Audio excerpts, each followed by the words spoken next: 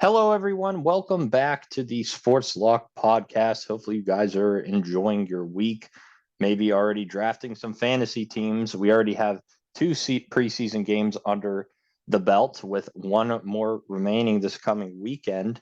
And then we can kind of finally see who we like, who we dislike from the preseason. There's a couple of guys that I kind of liked when we talked about our divisional previews that I am now disliking because of the preseason. But I think in this final week, we will see some more. One of those guys being Brees Hall, who has just performed terribly. He hasn't had the best line, but that's kind of just the Jets. But, anyways, we'll get to that a little bit later. We have our ranking sleepers and bust podcast, probably one of my favorite podcasts to do because we are ranking the top 15 in each position, as well as two sleepers and two busts at each position for this upcoming season. This is a great way to look at things. If you want, I can always forward you my notes if you would like of my rankings and why I have them ranked where I do. That way it can help you out when you're drafting. Another good fantasy tip is to put people in tiers. So, for instance, maybe you like Josh Allen, Patrick Mahomes, and Justin Herbert equally.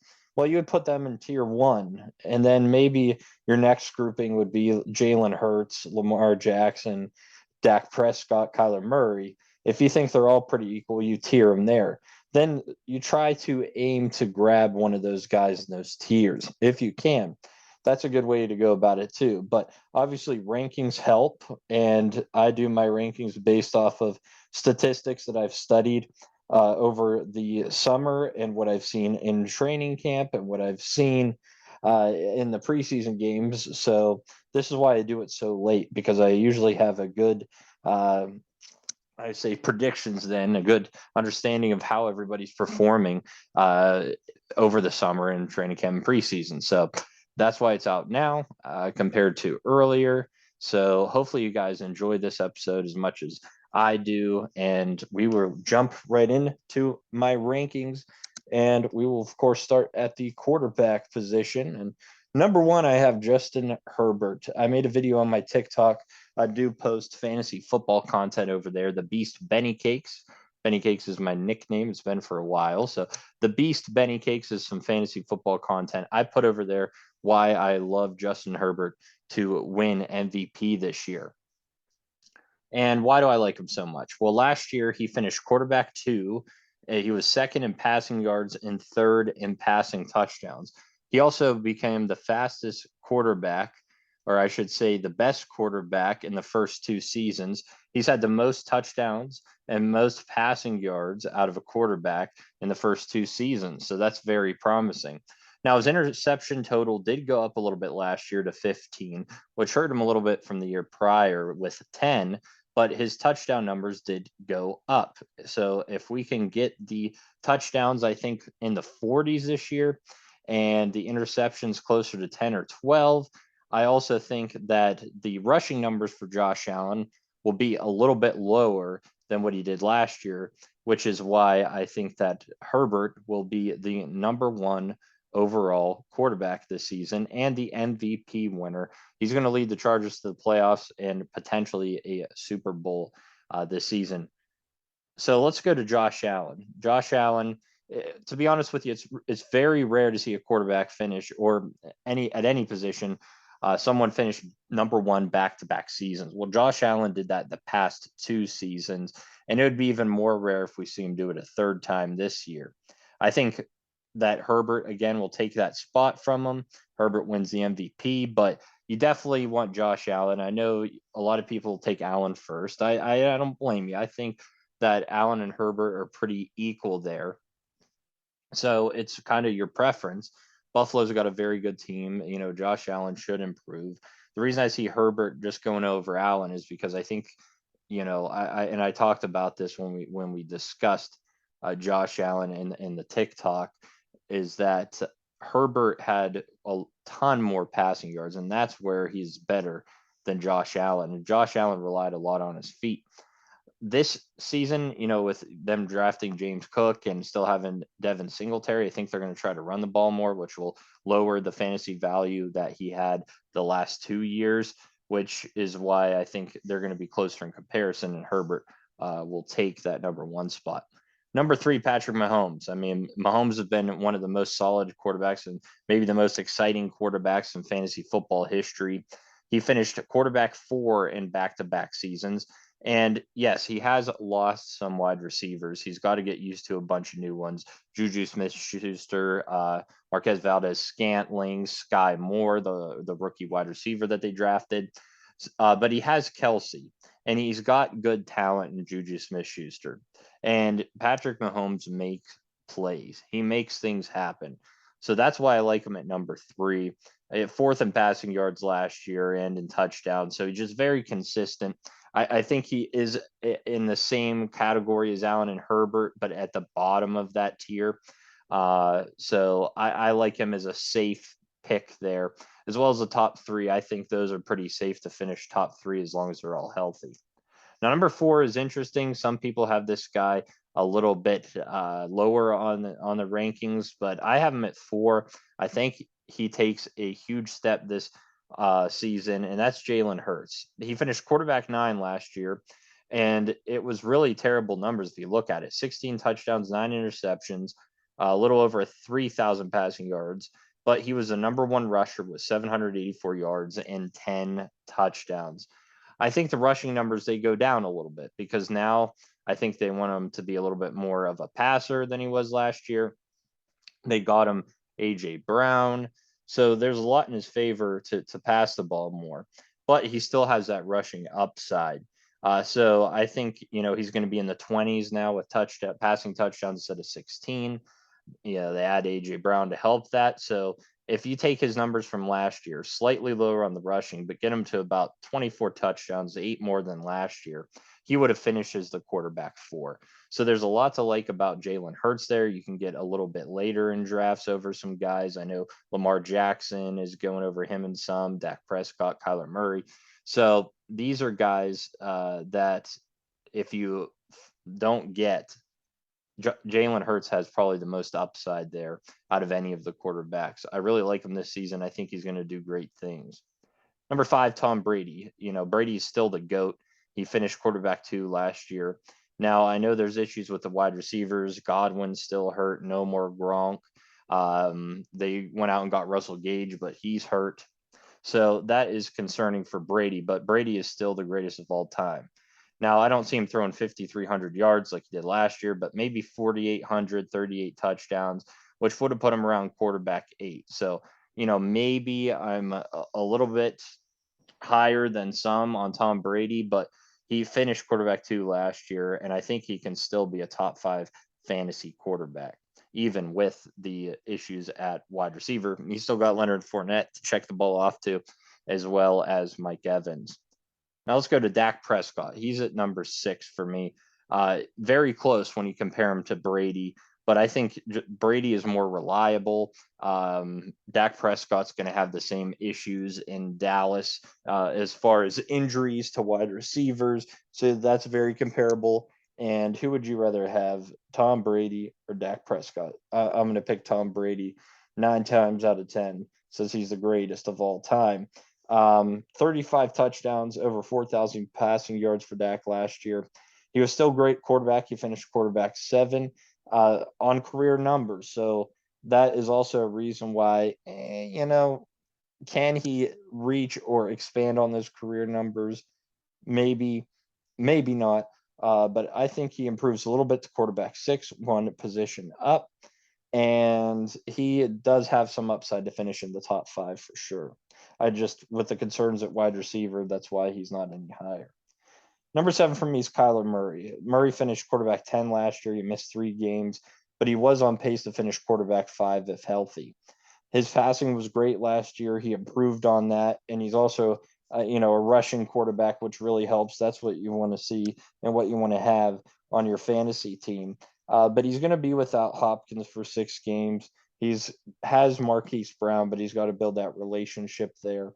So it's not as bad for the wide receivers as of Dak and Tom Brady, But again, quarterback 10 last year, he is used a lot in the rushing game. So there's a lot of concern of possible injury or missing games there with Murray. But if healthy and everything goes well, he could definitely be a top 5 fantasy quarterback. I just think right outside the top of the top five is the best place to put him.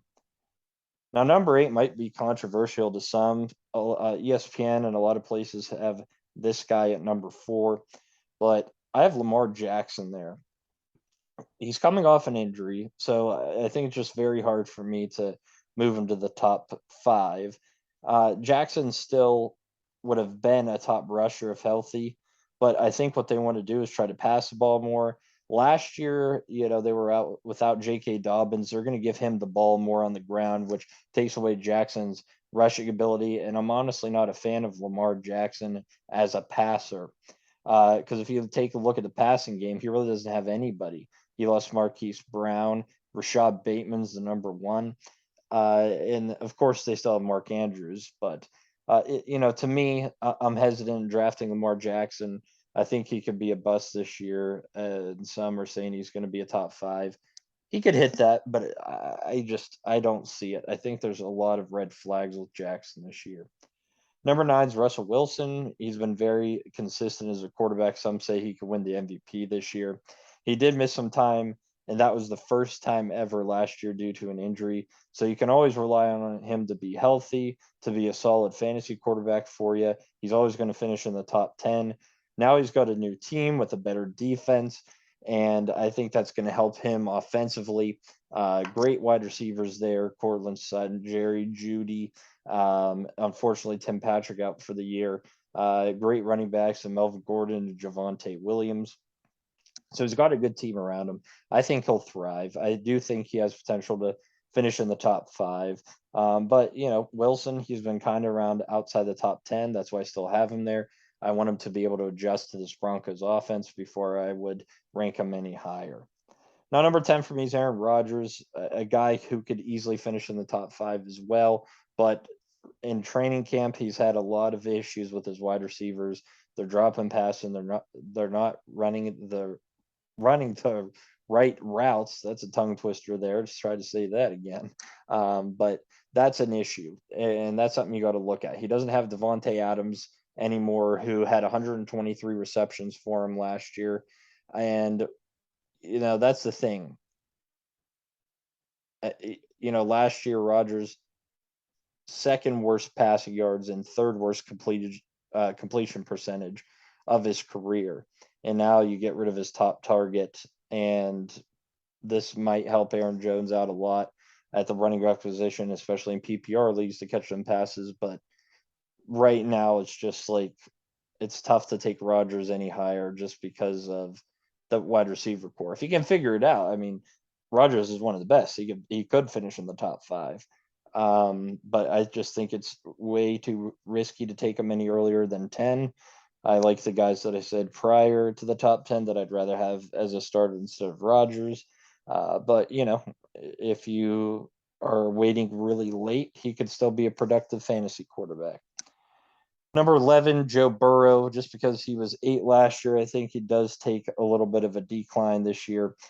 Some better quarterbacks coming back, Lamar Jackson being one of them. Murray hopefully will be healthy the whole year. Jalen Hurts with the improvement. So there's other guys that I like ahead of him.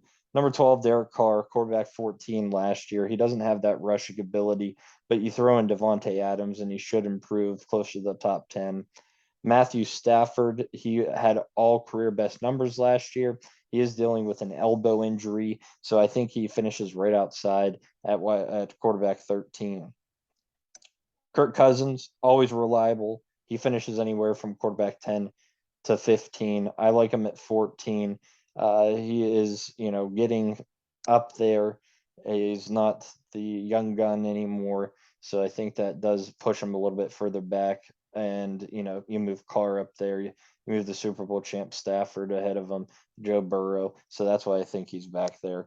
Number 15, Tua Tagovailoa. He adds Tyree Kill, and all I've heard is very positive things out of camp and finding him. So I think he does have a chance, especially with his rushing ability as well, to finish in the top 10. All right, so it took a little bit longer than I wanted on the quarterbacks, but maybe we're just going to make this a special, so it'll be a little bit longer. Nothing wrong with that. You can click through it and go to whatever rankings that you want. And again, I'll have the rankings available to send to you if you comment on the video. All right, running back rankings. So consensus pretty much number one, Jonathan Taylor. Running back one last year, almost 2,000 rushing yards and 20 total touchdowns. Even if he gets close to this, we expect him to probably not have as many touchdowns, but even if he has 1,700 rushing yards, 1,600 and 15 touchdowns, he's still very good. I like his PPR upside with adding Matt Ryan, and I just think that offensive line's incredible. So Jonathan Taylor should have another big year, and he's a safe pick at number one to finish in the top three this season. Now, Christian McCaffrey, he is riskier due to the injuries that he's had. He's a huge boom or bust player. I've done one draft already, and he was available to me at 5, so I couldn't pass up on him because you know what he can do when he's healthy. He gets you 30 fantasy points each game. Last year, he was right there in the couple games that he played. I think one week he finished RB1, the next RB3. So he's got a lot of talent, but I would rather take Taylor over him just because of the injury concern. But Christian McCaffrey could easily finish ahead of Jonathan Taylor with that PPR upside and just what an incredible running back he is. So that's why I have Taylor ahead of McCaffrey. Another good consistent running back at number 3 I have is Austin Eckler. We didn't see much of him decreasing his workload from last year. Herbert, the line improved. Those are just two positive things for the team. The only concern to me would be Isaiah Spiller, using him more often since they used an early draft pick on him. But now what I'm hearing out of camp is that Spiller's not doing as good as they projected. He was one of the worst running backs during why am I drawing a blank here? But when they did the draft prep, and now it's going to kill me why I can't think of that. But when they went to the combine, that's it. He didn't do really well, so that makes me comfortable to put Austin Eckler at number 3. Number 4 is Derrick Henry. Henry is a beast, and if he's healthy, he could have easily finished as the number 1 running back last year. At least number 2 if healthy, right behind Taylor. The only issue is that he doesn't have the PPR upside that Eckler, McCaffrey, and Taylor do. So that kind of hurts. In non-PPR leagues, I might throw him maybe at number 2, but in the majority of leagues, you're going to be doing PPR, and that's why Henry's a little bit lower on that list. Now, number 5, I have Joe Mixon. Some people may disagree, but Mixon finished running back 4 last year, had a great season. I think he's got a good groove going with Joe Burrow in that offense, and I don't see why he can't have the same numbers as last year. Double-digit touchdowns, 1,000 rushing yards. Again, PPR upside. So I do like Joe Mixon to finish once again near or in the top 5. Number 6, Deandre Swift. Swift was about running back 5 last year until he got hurt in week 11. So he's a top 5 running back. He was on a good track, and he definitely has top 5 upside, as we saw last year, if healthy. And the team didn't change that much, hopefully improved a little bit to help him out. But I do like DeAndre Swift, somebody that you can get in the second round, especially if you grab Justin Jefferson, Cooper Kupp, Jamar Chase in the first round. DeAndre Swift most likely will be somewhere there in the second round to get, and I don't mind him being my starting running back. Number 7 for me is Naji Harris. Last year, he was running back 3 with 1,200 yards, 10 total touchdowns, but Najee relied more in the passing game. The Steelers' run offense is one, if not the worst running games in the league. Bad run blocking on that line. They did say they improved it a little bit, but so far in the preseason, I have not seen it, which is concerning because Naji Harris now, without Ben Roethlisberger, which when Ben was getting rushed from the line would just dump it to Naji Harris, that PPR upside isn't going to be there as much. He had 74 receptions last year.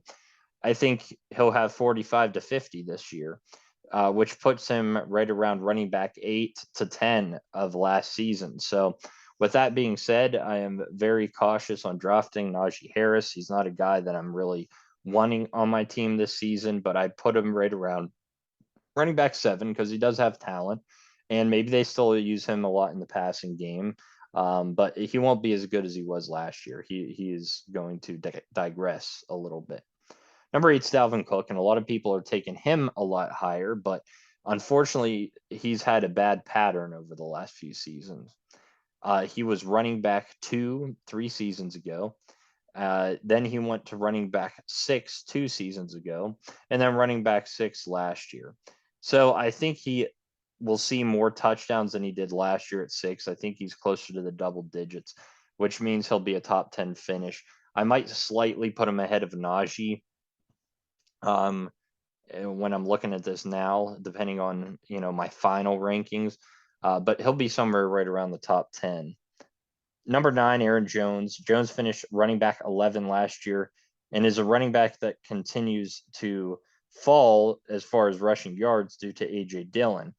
However, this season without Devonte Adams, I think that he jumps right back into the top 10. His PPR upside is huge. I could see him having close to 60 receptions throughout the season, which makes him a potential, I would say maybe closer to the top 5. Aaron Jones is somebody you got to watch, who you can get later in the second round as well, who would be, in my opinion, a pretty good starting running back for you. Number 10, Leonard Fournette. Fournette finished running back 6 last season. I think he does digress a little bit, but Ronald Jones isn't there anymore. Fournette is the guy, and you take a look at the PPR upside that he has, especially with Chris Godwin out and Russell Gage for a little while. He is going to have a big start to the season. I wouldn't be surprised if Fournette is easily a top 3 running back in the first couple games, but I don't see it carrying that way for the whole season. I see him dropping a little bit, but still close or near the top 10 for me. Number 11, Zav and Camara. If he can stay healthy, and it looks like his suspension might not be till last year, he definitely has that running back, top 5 running back upside. But right now, with a lot of question marks, I just have him right outside the top 10. Number 12, Saquon Barkley. The reason why he's there is because he'll see about 85 to 90% of the snaps. He is the only guy on that team that can actually do anything. So if he can stay healthy, he's definitely going to have the touches with the PPR upside.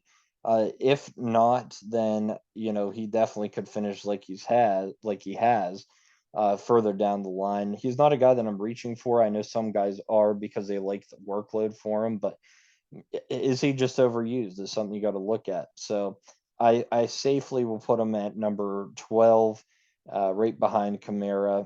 Again, a lot of upside with Saquon Barkley, another boomer bust guy. You compare him to Christian McCaffrey.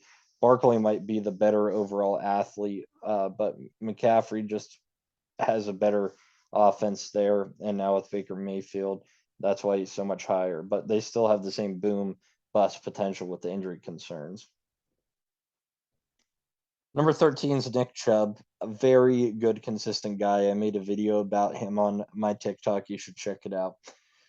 He's finished outside the top 10 the last 2 seasons, but has been very consistent again with his 1,000 rushing yards per season and 8+ touchdowns. You take a look at Kareem Hunt. Hunt doesn't want to be there. You take a look at Deshaun Watson missing 11 games. Chubb's going to be the guy. Chubb is the guy that they're going to feed. They're going to run the ball a lot. So I think, again, early on, he'll be a top 10 running back for sure. He's got a lot of upside. The PPR side of things aren't as good, but Nick Chubb is just an elite rusher and definitely could see him finishing in the top 10 on a team that really needs him this year. Number 14, Ezekiel Elliott. A lot of people are hating on Elliott, but he's been a top 10 running back pretty much his whole career. And compared to Chubb, I think Chubb will be used a little bit more and will just be better as a rusher, but the PPR upside for Ezekiel Elliott's there. Right now, there's so much disrespect on him. I'm going to put a TikTok out later. Might be out by the time this video posts, so check it out, the Beast Benny Cakes. But Ezekiel Elliott, again, never finished outside the top 12. A lot of people were concerned about him because of Tony Pollard, but the Dallas Cowboys want to use Zeke. And I think if they cut down his rushing attempts a little bit more, he'll be more productive. I think he'll be a double-digit touchdown scorer. And right now in the 4th round, Ezekiel Elliott, I mean, come on. As an RB2 for me, or even as a flex option, that is one solid pick there. Finally, Antonio Gibson, he finished running back 10 last season. I see, his touchdowns going down slightly, maybe a slight less yards, but again, where his ADP is, what a steal. And I think he can finish right around the top 15 this upcoming season. All right, excuse me. We got to take a little bit of a water break before we get to the wide receivers. It's a lot of talking doing it myself, but a lot of fun. This is very helpful, not only to me, but hopefully to you guys as well.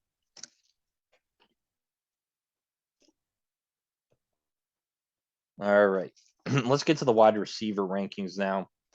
I'm going to start with Cooper Kupp. And just last year, phenomenal. Number 1 fantasy player. I think he was number 4 all time in fantasy. Just in a fantastic season. And this is where I kind of why I still have him at number 1. Even if you take away 25 receptions from him, 400 yards and 4 touchdowns, he still would have finished as the number 1 wide receiver last year.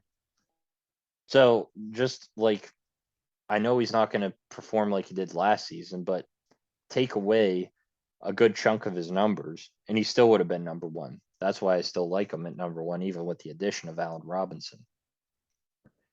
Number 2 is Justin Jefferson, and a guy that could finish number 1 this season. He finished wide receiver 4 last year and wide receiver 5 the year prior, so he's been consistent right there in the top 5. Now, normally we have Devonte Adams in the mix there, Tyree Kill. So you take them away, Justin Jefferson just goes up the ladder. 2nd in yards last year, 4th in receptions. I don't think he is going to have any digression, and he could easily finish as the wide receiver 1. Some people say he will, but he's a comfortable pick for me at number 2 and later in the 1st round. Jamar Chase is number 3 for me, wide receiver 5 in his rookie season last year. He was 3rd in touchdowns and 4th in yards. For the same reason of Jefferson, I think he moves up, and I think he definitely finishes there in the top 5 and probably top 3. Number 4 is Stefan Diggs. I really like Diggs this season. I liked him last year. Kind of disappointed, not as good as he wanted to. He was wide receiver 7. But he's been very consistent. 2 years ago, wide receiver 3. Last year, wide receiver 7. 103 receptions, over 1,100 yards and 10 touchdowns. Maybe concern there with Gabriel Davis getting some more receptions this season, but I still think Diggs is a reliable guy, a very talented wide receiver. So I like him there in the top 5. Devonte Adams for me is number 5. He gets a little bit of a downgrade at quarterback to Derek Carr. Probably the best wide receiver, though, out of all of them as far as just athletic ability. And we're really going to see what he can do this year without Rodgers. So that's why I have him at number 5. They also have Darren Waller. Hunter Renfrow went off last year. So those are guys that are going to take some of the receptions. He's not going to have nearly as much as he's used to from Green Bay, but he's still very talented. That's why I have him there at number 5. Number 6 is a guy that could easily pop off, potentially finishing in the top 3, is CeeDee Lamb. And CeeDee Lamb finished wide receiver 19 last year. But now that Amari Cooper is gone, he is taking over as the wide receiver 1 on the team. With that being said, if Lamb gets even 100 more yards and 2 more touchdowns from last year, he would have been wide receiver 9. That's incredible, and we expect him to easily do that. Man, this is a lot of talking for me. I'm not used to it. I apologize. No, I'm not going to edit either because this is good live. You can, go through it with me. But anyways, CeeDee Lamb for you has a ton of upside. Potentially take him ahead of Adams and Diggs. I just like that stat though, with 100 more yards and 2 more touchdowns, which is not asking a lot. He would have been wide receiver 9. I can think he can do a lot better than that. So that's why I like him there comfortably at 6. Number 7 for me is Mike Evans, another reliable wide receiver. Evans finished wide receiver 9 last year, second most receptions behind Cooper Kupp. I'm sorry, not receptions, but receiving touchdowns. So he was right there behind Cooper Kupp, and that's what you rely on with Mike Evans is the touchdown numbers. His receptions, I do think, go up closer to 75 because of some injuries and Gronk being gone. I think Evans will be the guy. So I think he can finish closer to wide receiver 5, but I do like him right there at 7. Number 8 is Tyree Kill. I like what I've seen out of Hill so far in camp, connecting with Tua. Hill is a very talented wide receiver, but now he's getting a downgrade from Mahomes to Tua, which in my opinion is worse than Rodgers to Carr. Hill was wide receiver 6 last year with Mahomes. He does have the capability to finish higher, but I think wide receiver 8's good with me.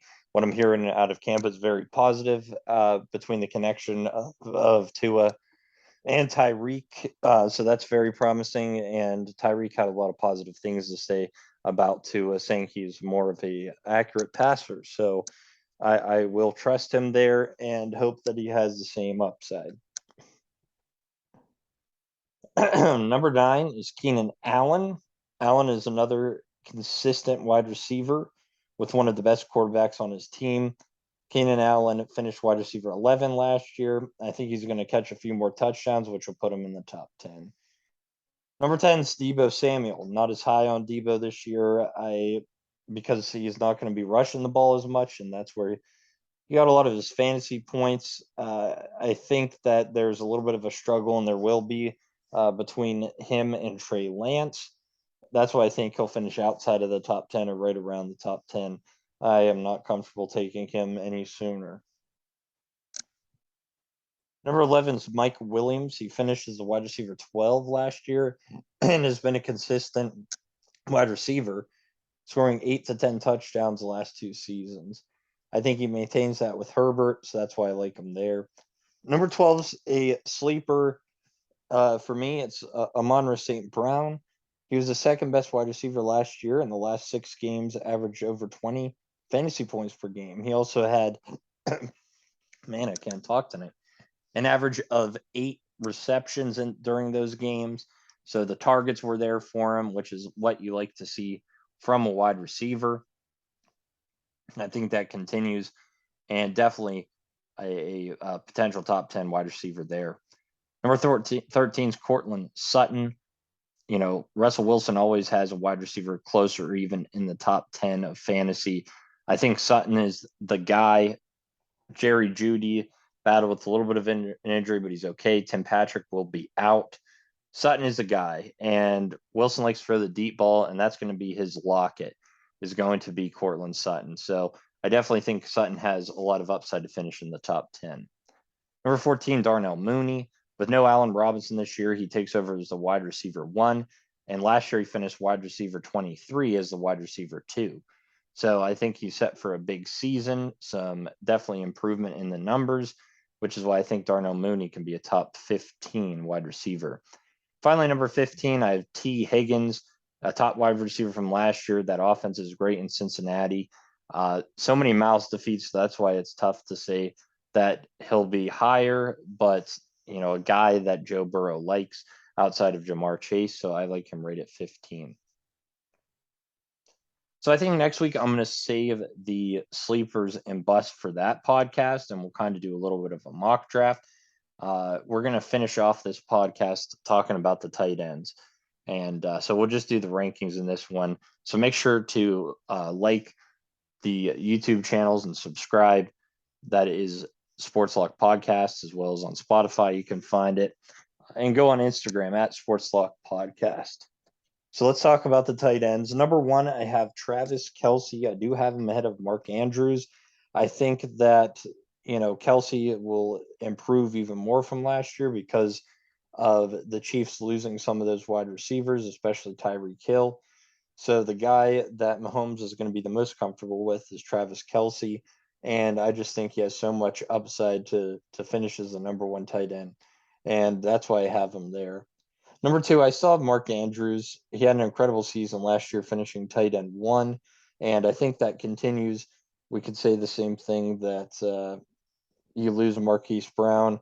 So now you have just Rashad Bateman and Duvernay, which is really not impressive. So Andrews will be the guy. You can't go wrong with those two. Those are the top two and should be the top two by the end of the season.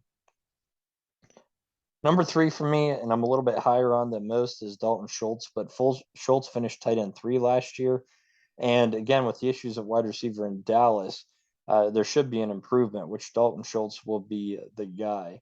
He'll see a ton of targets, and I think he's going to put up similar numbers to finish in the top 5. Number 4 for me is Darren Waller. Even with the Raiders adding Adams, Waller is just a fantastic tight end. I think the targets of 50 to 60 plus 6 touchdowns, I should say receptions, not targets, around 50 to 60 receptions, 6 touchdowns or so is what you'll get out of him, which will put him right there in the top 5. Number 5, Zach Ertz for me, again, a little bit higher than most. Just like Schultz, Ertz finished as the tight end 5 last year, and his team is also dealing with injuries and the suspension to Hopkins. So right off the bat, I think Ertz could be easily a top 3 tight end, maybe slides towards the end of the year to the top 5. And now that he's had a full season, or I should say an off season, since he came over from the Eagles midseason last year, he's got a chance to do well in camp and get used to Kyler Murray there. So that's why I like Ertz at 5. Number 6, and a guy that I am lower on and have been, is George Kittle. Kittle is one of the best top tight ends. He's still very talented, but I just have a concern with Trey Lance hitting Kittle. And I think that will be one of his guys that he goes to, but how consistent is it going to be? I don't know. That's why I have it safer at number 6. Number 7 is Kyle Pitts, a guy, again, a little bit lower on, but I don't like the quarterback situation. And with only 1 touchdown last year from Matt Ryan, it's very concerning to think that he will finish much higher. He definitely has a high ceiling. He could easily finish in the top 3. But I'm just not comfortable taking him there. There's just too many question marks right now. Number 8 is TJ Hawkinson. He was a bust for me last year at the ADP, which really worked out because I think he was going around tight end 5. He finished tight end 14. But he did deal with some injuries. This season, I think he'll put up better numbers. He'll be more consistent and finish right there inside the top 10. Number 9 for me is Mike Gesicki. I know some people are nervous about him, but last year he was tight end 7 with 73 receptions and only 2 touchdowns. I think maybe the receptions go down a little bit, but he'll make up for it with a couple more touchdowns. So that's why I think he'll be right there again in the top 10, even with the addition of Hill. Number 10 for me, Dawson Knox. That's where he was last year. I think he can improve and be in the top 10, but I'm comfortable taking him right there where he's at. Number 11, Dallas Goedert. Goddard finished tight end 8 last year with the improvement of Hurts, but now you add A.J. Brown, so the receptions will go down a little bit. So that's why I have him just a few more spots below what he did last year. Number 12, Pat Freiermuth. That's where he was last year. He's got a fresher quarterback in Trubisky or Pickett, which will help him out. Number 13, Hunter Henry. He's definitely a safety blanket for Mac Jones. Finished tight end 9 last year. He should see some improvement. So I think that he will be right around there. I know the touchdowns were big for him last year. I don't think they're as high this year. Number 14, Tyler Higbee. He is a Super Bowl champ now, And last year was tight end 13. Again, I don't see much of a downgrade or any sort of digression for him. So that's why I like him right around the same spot at 14. Finally, number 15, Cole Kmet. I think that he will see a ton of targets this year, and he will improve from his tight end 19 spot last year. So that's what we're going to do tonight. Is we're going to end on the tight end rankings and all of the rankings. Next week, I was considering what to do for the podcast, but that's what we're going to do. We're going to do my sleepers and busts next week's podcast. So make sure you don't miss out on that one. Let me know what you think about my rankings. You can debate me whether you think those are accurate, what you would change around. I'd love to hear the feedback in the comments. And I'm getting pumped for fantasy football season. I will be drafting in a ton of drafts all over Labor Day weekend. So I still have this weekend to prepare and get ready. I did do one draft, and I think I have a pretty decent team. It's a super flex league. I'll have to share that on my Instagram if you want to go check it out. But other than that, I am going to get going. Thank you for watching. Make sure to follow me on Instagram at Sports Luck Podcast. Like and subscribe on YouTube at Sports Luck Podcast. Have a good weekend, and we'll see you next time.